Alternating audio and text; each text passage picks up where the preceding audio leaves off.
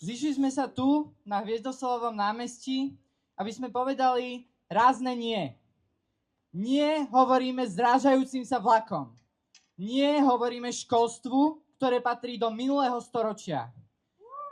Nie hovoríme nenávisti a neslobode.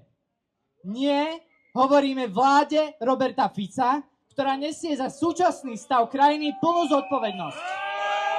Dosť bolo Fica! Dosť bolo Fica!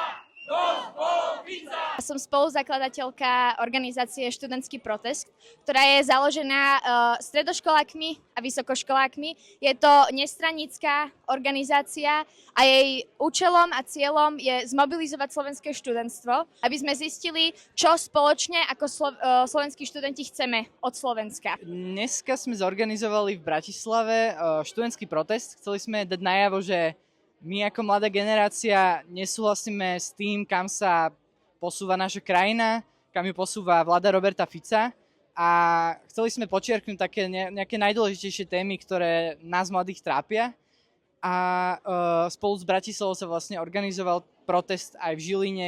Myslím si, že premiér a táto vláda sa boja študentstva, majú dôvod na to sa ich báť, ale je dôležité povedať, že študentstvo neohrozuje demokraciu, ale ohrozuje túto vládu. A viete, ako sa volá bývalý fašista? Extrémista. Pretože už nemá trému z propagácie fašizmu, lebo dnes si s fašistami podávajú ruky aj tí najmocnejší. Máme toho dosť! Máme toho dosť!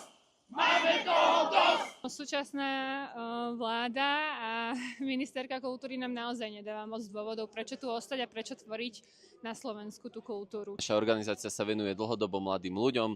Vznikli sme v roku 2023 s myšlienkou mobilizovať čo najviac mladých ľudí k účasti na voľbách.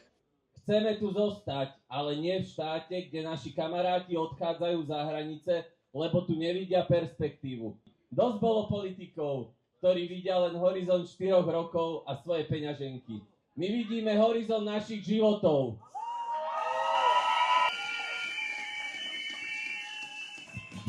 Keď chceš robiť čestne tak, ledva máš dosť. Tí zlodeji delia si moc.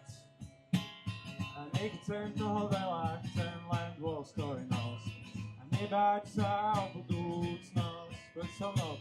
A verím, že inak sa dá. A verím, že inak sa dá. A verím, že inak sa dá, že sa dá. A verím, že inak sa dá.